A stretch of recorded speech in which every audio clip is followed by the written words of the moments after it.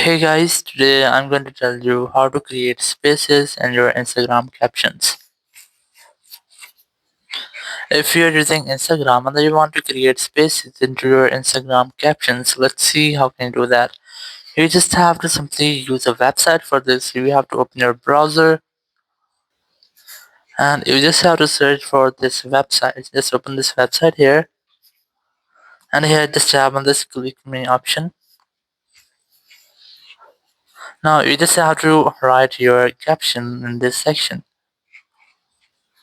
So in your captions, you can easily add stickers, or you can add or use this return option to add different spaces. You can use this multiple times.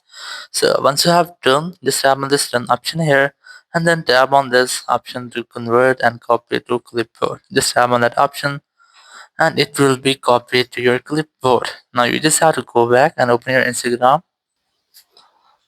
Now in Instagram, just tap on this add a caption, and you just have to paste which you have copied, not just. So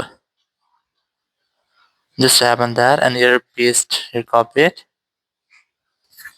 So once you have pasted, you can share your Instagram post with these captions.